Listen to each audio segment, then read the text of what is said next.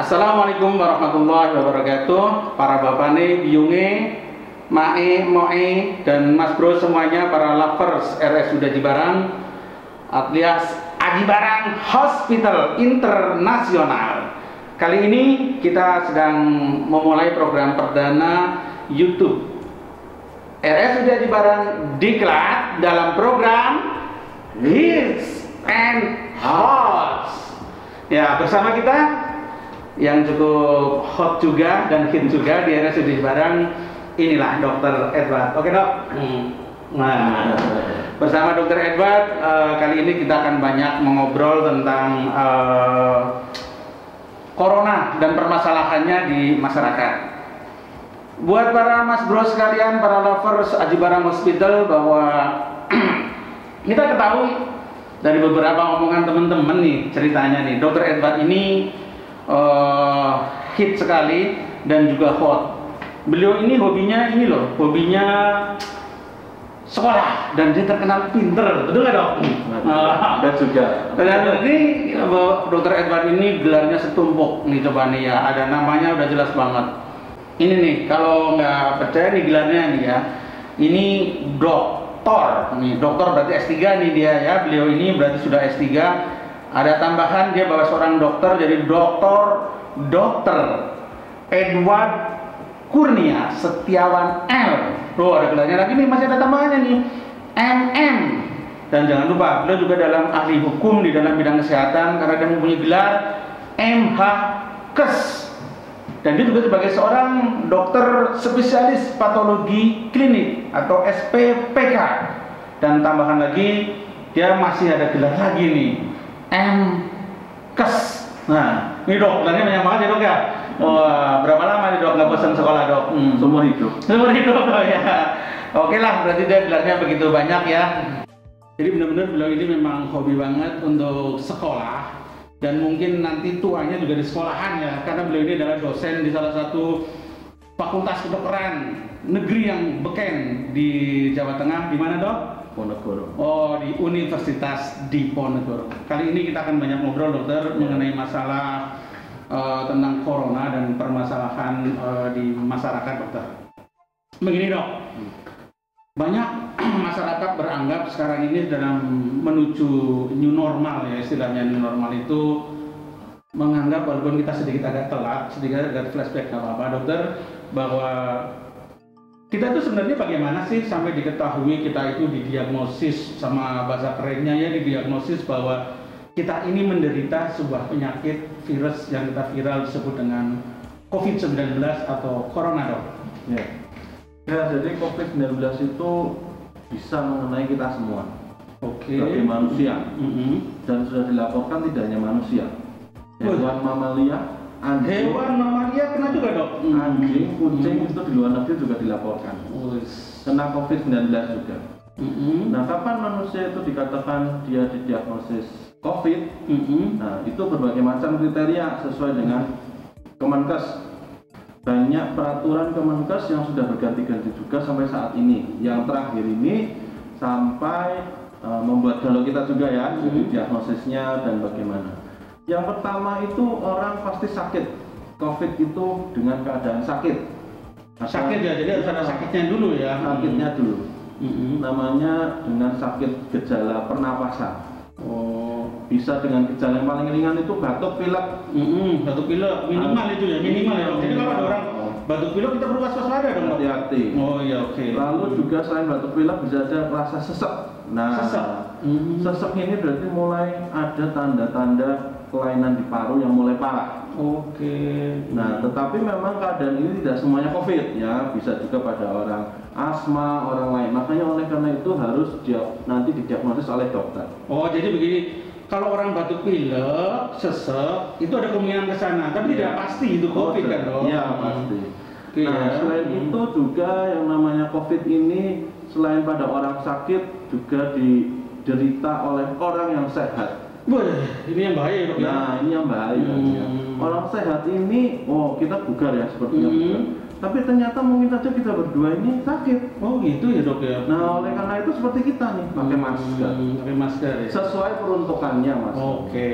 Ya. Kalau saya cukup pakai kayak gini ya. Kalau saya dokter pakai kayak sampling seperti ini. Oh, tapi gitu. kalau masyarakat nggak usah seperti ini atau masker bedah, cukup dengan pakai kain. ya, pakai kain. Yang jelas orang sehat ini bisa sakit. Jadi dia tidak menunjukkan gejala apapun. Tidak ada gejalanya dong, sehat-sehat aja. Sehat. Kalau kita bertemu kayak gini juga sepertinya kita sehat-sehat aja ya dok ya. Tapi tahunya dia membawa virus. Oh, tahunya membawa virus. Nah, orang ini yang berbahaya. Berbahaya ini ya. Bisa menularkan ke orang lain. Dan kalau orang lain yang ditularkannya itu memiliki komorbid atau penyakit yang memperberat. Contohnya. Contoh seperti saya nih ya. sama. Orang gemuk, orang sakit gula, orang sakit jantung, orang sakit paru lainnya, dan penyakit-penyakit lainnya sudah ada. Itu bisa memperparah keadaan infeksi COVID ini. Nah, ini yang ditakutkan kalau menulari orang lain yang memang dia punya penyakit komorbid atau penyakit penyerta ini. Kalau yang ditularinya sama-sama sehat sih ya nggak apa-apa, pasti sehat. Tapi kan kita nggak tahu. Apalagi orang manula, orang tua itu rentan karena sistem imunnya, sistem pertahanan tubuhnya sudah turun. Sudah turun ya. Jadi kalau orang tua, orang yang sudah lemah itu rentan gitu ya. Ya. Oleh karena itu kematian di dunia itu dan juga di Indonesia didominasi oleh orang manula. Oh gitu dok. Karena memang berapa persen itu dok dari perbandingan yang meninggal dok? Hampir pelaporan setiap negara berbeda. Berbeda ya. Yang paling tinggi itu memang manula dari sekian berbagai umur. Oh gitu ya dok. Ya di atas 60 tahun ke atas. Nah ini yang ditakutkan kalau tahu bawa virus ke rumah, di rumah ada manula-manula atau orang tuanya kan. Nah banyak kejadian seperti itu. Di Banyumas ini kan juga seperti itu. Kan seperti itu ya, banyak yang meninggal orang tua ya. Hati-hati makanya. Hati-hati. Oke dok. Ini kan di masyarakat itu juga banyak yang tahu ya dok ya, banyak yang mereka itu seolah-olah kalau ada penyakit corona, kita minta di rapid nih. Ada berita juga bilang ini di PCR nih, dilakukan PCR itu. Sebenarnya apa sih dok itu rapid sama PCR dan bedanya buat kita para apa ini itu apa dok? Ya jadi selain pasien tadi memiliki gejala ataupun tidak punya gejala, pemeriksaan selanjutnya untuk menegakkan diagnosis adalah dengan pemeriksaan laboratorium. Laboratorium ya. Pemeriksaan penunjang medis laboratorium ini ada beberapa macam sebenarnya. Ya, salah satunya sudah familiar itu rapid katanya. Rapid test itu ya, walaupun sekarang nih katanya pemerintah sudah tidak dianjurkan untuk rutinitas ya. Jadi yang pertama rapid, yang kedua adalah PCR. PCR itu bahasa kerennya itu apa itu? Itu susah lah ya. Ya siapa tahu masyarakat yang ngerti dong apa itu dong. Polymerase chain reaction. Ya, itu ya. Keren. Jadi dua ini yang sekarang memang ngetren ini ya. Tetapi apa perbedaannya? Dalam laboratorium yang diperiksa berbeda.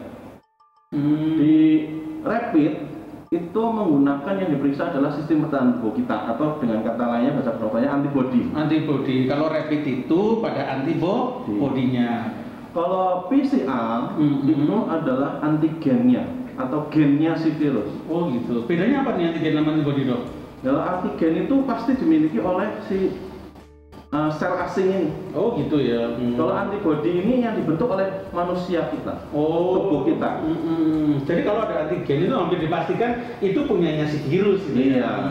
Jadi lebih baik, memang yang paling baik adalah di antara dua ini adalah PCR.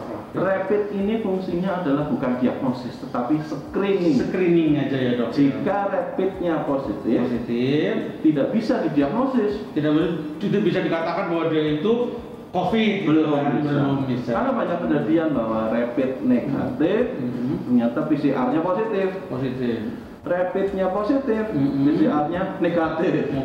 Nah, kenapa bisa demikian? Ya inilah karena yang dideteksi adalah antibodinya. Tergantung setiap orang bentuk antibodinya seperti apa juga. Banyak faktor yang mempengaruhi terbentuknya antibodi ya. Jadi selain tubuh kita, mungkin jenis virulensi, terus seseorang itu pernah terinfeksi mungkin virus atau bakteri lain yang namanya di laboratorium itu cross reaction. Nah itu bisa mempengaruhi pemeriksaan hasil antibodinya. Jadi bisa aja jadi kayak palsu gitu ya. Negatifnya maupun positifnya gitu. Sehingga kalau yang rapid positif harus dilanjutkan dengan PCR. Rapid yang negatif Anda jangan senang dulu. Kalau ada virusnya. Iya.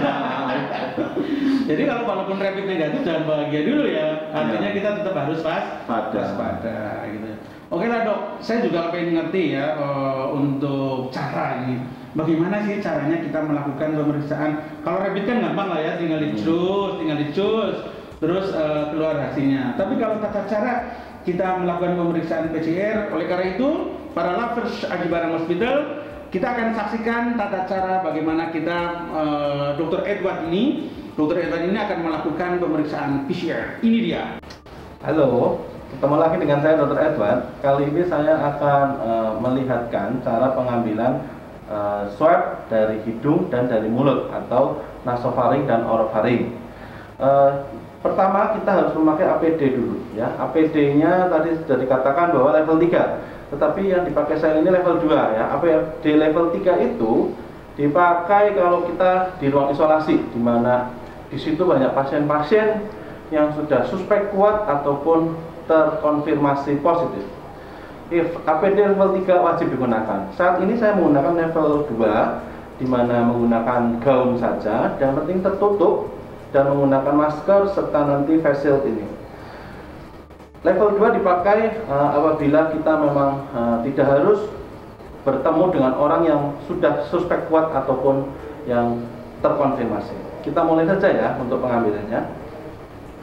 Mas Agus tolong dibantu ya. Ya. Ambilnya.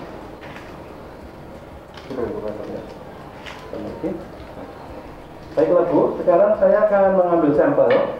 Silahkan nanti Anda menghadap ke depan saja dan santai ya.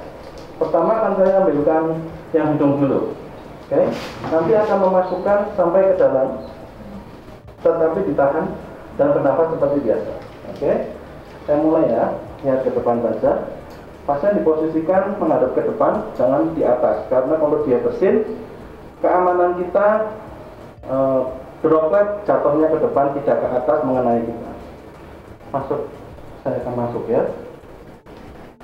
Tahan nafas, buang nafas seperti biasa ya. Oke. Lalu kita pelintir setelah masuk ke dalam, kurang lebih 3-5 kali pelintir, lalu ditarik dan kita masukkan ke VTM.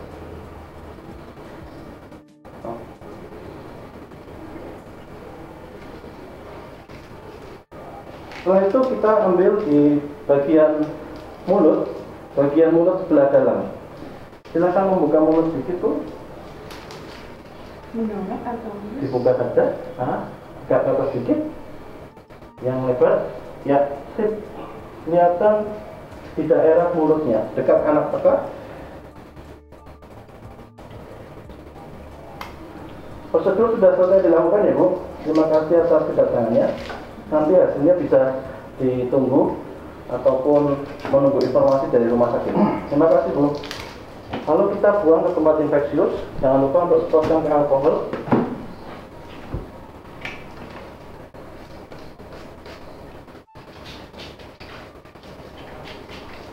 Ya, sampel ini akan dibawa ke tempat laboratorium rujukan, di mana laboratorium rujukan tersebut akan melakukan pemeriksaan PCR yang tadi kita sudah bicarakan ya, di mana akan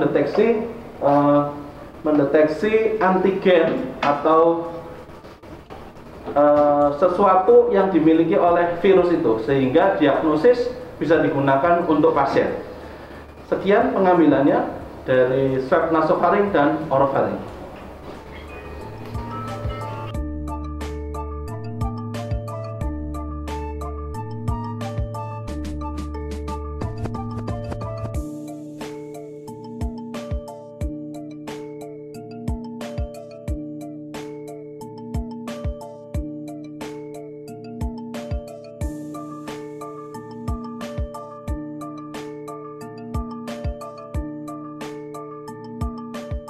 Oke, tadi sudah kita lihat tentang bagaimana Dr. Edward melakukan pemeriksaan PCR yang teman-teman harus tahu juga.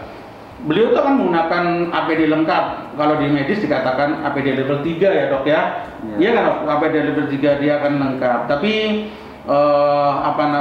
kita kadang-kadang udah tahu nih, begitu kita melakukan pemeriksaannya, kita akan diketahui ya dok ya, ada positif atau tidak. Nah dok, ini yang ingin saya tanyakan dok, biar orang-orang tidak, kita juga para lovers, lovers Aji Barang ya nih, itu tidak galau. Sebenarnya kalau kita sudah keluar hasilnya itu prosedurnya gimana sih dok? Ya, kalau keluar hasil kita di rumah sakit ini, kita punya namanya tim ya, tim penanganan di sini COVID ya, bersama dengan spesialis paru, Dr. Inge, diketuai oleh Dr. Hermanto. Lalu juga ada dokter-dokter lain, dokter anak, dokter anestesi dan lain-lain. Kalau dibutuhkan suatu keadaan pasien berat, nah tim ini nanti akan mengkoordinasi bagaimana hasilnya ini. Hasilnya itu nanti kan berupa biasanya kalau orang COVID itu dengan ada gejala, itu nanti akan dievaluasi, kan evaluasi ulang swab untuk pemeriksaan PCR. Nah, evaluasi ini kalau yang menurut KMK terbaru tuh ya, KMK terbaru itu yang diperiksa evaluasi adalah yang dengan gejala berat. Dengan gejala berat, nah, itu dievaluasi di rumah sakit. Iya. Kalau yang nggak berat dok? Kalau yang tidak berat, bisa di rumah sakit ataupun di tempat pemerintah yang ditunjuk disediakan. Oh gitu, jadi bisa di isolasi mandiri bisa. Oh mandiri karena bisa. Tidak ada gejala atau gejala ringan sedang. Yang penting adalah 10 hari di isolasi mandiri ataupun isolasi di mana, ditambah 3 hari isolasi setelah gejala demam atau respirasinya atau pernapasan bebas. Oh, jadi total kemungkinan 13 hari plus ada gejalanya tadi. Tetapi kalau yang berat wajib dievaluasi ulang swab lagi untuk PCR sampai negatif. Nah, tetapi kalau yang kebijakan Banyumas ini tuh ya kalau sudah konfirm positif dievaluasi sampai negatif. Oh semuanya di Banyumas. Wah keren juga Banyumas nih ya. Biar jelas. Biar jelas sebenarnya ini apa tidak ya dok ya. Oh ya dok. Ini karena kadang-kadang kita kan masyarakat juga cemas juga ya dok ya. Sebenarnya kalau kita ada pasien yang sudah pernah dikatakan positif, baik itu OTG ya, orang yang tanpa gejala atau orang yang dengan gejala dirawat di rumah sakit, itu tadi mungkin lebih jelasnya kapan nih dok kita dikatakan bahwa kita tuh aman untuk kembali bisa berbaur dengan masyarakat dok? Ya satu, kalau mau pasti aman itu setelah evaluasi negatif, itu pasti aman ya. Kalau sudah negatif. Oh gitu ya. Yang kedua adalah dengan melakukan isolasi kurang lebih 14 hari sebenarnya ya. Perhitungan 10 hari, sebelumnya itu 4 hari sudah sakit dulu sebenarnya. Jadi 10 hari. Nah setelah itu bisa berinteraksi kembali. Bisa, tetapi jangan salah, kalau tidak mematuhi protokol kesehatan, bisa kena lagi. Banyak kejadian, ada yang 3 kali kena sakit. Sampai 3 kali? Iya. Kena lagi, sakit sembuh. Berat juga ya, repot juga ya. Tapi biasanya ada yang lebih berat apa lebih ringan dari yang pertama dok? Berbeda-beda, ada yang gejalanya lebih berat, ada yang lebih ringan, ada yang dievaluasi sembuhnya lebih lama, ada yang lebih cepat. Oke. Nah mungkin itu tergantung serotype virusnya ya. Serotype virusnya ya. Dan saat pertahanan tubuh orang itu saat itu, keadaan saat itu infeksi. Oke, Dokter Edward, terima kasih. Dan para lovers Aji Barang, tadi kita sudah ngobrol dengan Dokter Edward sedikit mengenai corona. Ini sekali lagi masih sedikit sekali loh ilmu tentang corona. Jadi jangan lupa ya, nanti kita tetap lanjutkan obrolan-obrolan tentang corona di dalam program Hits and Hops bersama para Hit and Hops yang lainnya. Oke, buat teman-teman semuanya, untuk channel Aji Barang Diklat, RSUD Aji Barang Diklat, jangan lupa ya untuk di like, subscribe, and jangan lupa biar ilmu ini masyarakat tahu semuanya, tolong di share. Terima kasih. Wassalamualaikum warahmatullahi wabarakatuh. Dah.